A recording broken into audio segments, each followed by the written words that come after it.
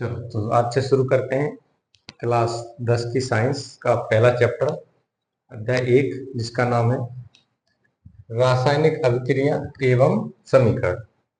तो सबसे पहले समझते हैं कि रासायनिक समीकरण क्या होता है। किसी रासायनिक अभिक्रिया को अभिकारकों एवं उत्पादों के प्रतीकों व रासायनिक सूत्रों का प्रयोग करके प्रदर्शित करना रासायनिक समीकरण कहलाता है। जैसे यहाँ पर जिंक है और यहाँ पर लिखा है H2SO4 हाइड्रोजन सल्फेट। तो इन दोनों की जब अभिक्रिया कराई तो बना क्या, जिंक के साथ क्या हो जाएगा सल्फेट, तो यहाँ पर बन गया जिंक सल्फेट और यहाँ पर हाइड्रोजन गैस निकल गई। तो इन सूत्रों का प्रयोग करके दर्शाना ही उसे ही हम बोलते हैं रासायनिक समीकरण। अब इसके दो भाग होते हैं। जो अभिक्रिया का इस तरफ वाला पार्ट होता है उसको हम बोलते हैं अभिकारक। समझते हैं अभिकारक क्या होता है कि ऐसे पदार्थ जो रासायनिक अभिक्रिया में भाग लेते हैं रासायनिक समीकरण वो अभिकारक कहलाते हैं। फिर से समझते हैं कि ऐसे पदार्थ जो रासायनिक अभिक्रिया में भाग लेते हैं अभिकारक कहलाते हैं। तो ये एरो का इस तरफ वाला पार्ट इसको हम बोलेंगे अभिकारक। यानी जो जैसे जिंक हुआ, यहाँ पर हाइड्रोजन सल्फेट हुआ, ये दोनों क्या अभिक्रिया में भाग ले रहे हैं और इधर आके हमारा उत्पाद का निर्माण हो रहा है। तो अब अभी आगे समझते हैं उत्पाद को भी। तो उत्पाद को देखते हैं। ऐसे पदार्थ जो रासायनिक अभिक्रिया के संपूर्ण होने पर प्राप्त होते हैं उन्हें हम उत्पाद कहते हैं। जैसे यहाँ पर Zn प्लस H2SO4, तो इधर बना जिंक सल्फेट और हाइड्रोजन। तो अभी ये दोनों मिलकर अभिकारक मिलकर किसका निर्माण करेंगे, उत्पाद। तो एरो यानी तीर के इस तरफ का जो भी उत्पाद पदार्थ बनते हैं उन्हें हम बोलते हैं उत्पाद और इस तरफ को बोलते हैं अभिकारक। अगली जो हेडिंग है वो है संतुलित रासायनिक समीकरण। यानी जब तक जो समीकरण है वो संतुलित नहीं होगा तब तक वो पूर्ण नहीं हो सकता। समझते हैं, वह रासायनिक समीकरण जिसमें विभिन्न तत्वों के परमाणुओं की संख्या व उत्पाद दोनों पक्षों में समान होती है। यानी इस तरफ के और इस तरफ के जो भी अणु हैं वो दोनों तरफ बराबर हो तो उसे ही हम बोलेंगे संतुलित रासायनिक समीकरण। जैसे यहाँ पर हाइड्रोजन और ऑक्सीजन, अब यहाँ पर हाइड्रोजन दो हैं, इधर हाइड्रोजन दो हैं, बराबर है, कोई दिक्कत नहीं।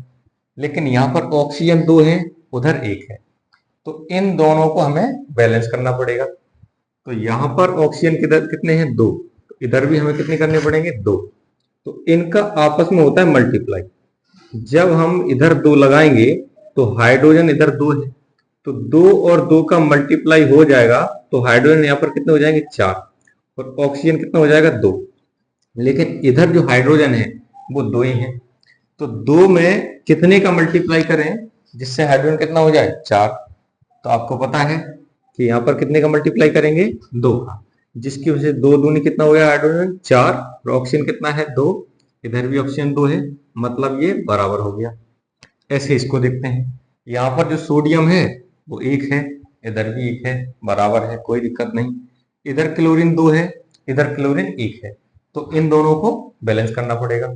अब यहाँ पर क्लोरीन दो है तो हमेशा जब बैलेंस करेंगे तो हमेशा शुरू में लगाएंगे संख्या को, लेकिन जैसे ही यहाँ पर किया तो दो सोडियम और दो क्लोरीन, लेकिन सोडियम यहाँ पर कितना है, एक, तो इधर भी कितना करना पड़ेगा, दो। तो इस प्रकार से हम समीकरण को संतुलित कर सकते हैं। तो पहले संयोजन, वियोजन, ऊष्मक्षेपी, ऊष्मशोषी, विस्थापन, उसके बाद होगी द्विविस्थापन अभिक्रिया, उसके बाद उपचयन अभिक्रिया, इसी को बोलते हैं ऑक्सीकरण अभिक्रिया। आठवीं है अपचयन अभिक्रिया और नौवीं है रेडॉक्स अभिक्रिया, इसी को बोलते हैं उपचयन अपचयन अभिक्रिया। और इसी का दूसरा नाम है उपापचयन अभिक्रिया, उपापचयन अभिक्रिया। तो ये कुछ अभिक्रियाओं के प्रकार हैं। अब हम इनको एक एक से यानी आराम आराम से क्रम वाइज पढ़ेंगे। जैसे पहला संयोजन, उसके बाद वियोजन, उसके बाद ऊष्मक्षेपी, ऊष्मशोषी, विस्थापन, द्विविस्थापन, उपचयन, अपचयन, रेडॉक्स। तो इस प्रकार से हम एक एक करके पढ़ेंगे अभिक्रियाओं को। देखो थोड़ी आवाज चली गई थी, फिर से देखते हैं। रासायनिक अभिक्रियाओं के प्रकार। रासायनिक अभिक्रिया निम्न प्रकार की होती हैं। पहला संयोजन अभिक्रिया, इसी को संयुग्मन अभिक्रिया बोलते हैं और इसी को बोलते हैं योगात्मक अभिक्रिया। दूसरी है वियोजन अभिक्रिया, जिसको हम अपघटन अभिक्रिया भी कहते हैं। तीसरी है ऊष्मक्षेपी अभिक्रिया। चौथी ऊष्माशोषी अभिक्रिया। पांचवी विस्थापन अभिक्रिया। छठवीं द्विविस्थापन अभिक्रिया। सातवीं उपचयन अभिक्रिया, इसी को हम ऑक्सीकरण अभिक्रिया भी कहते हैं। अगली है उपचयन अभिक्रिया और नौवीं है रेडॉक्स अभिक्रिया, जिसको हम उपचयन अपचयन अभिक्रिया बोलते हैं। इसी को बोलते हैं उपापचयन अभिक्रिया। तो ये अभिक्रिया के कुछ प्रकार हैं, इनको हम एक एक करके क्रमवाइज पढ़ने वाले हैं। देखते हैं आगे।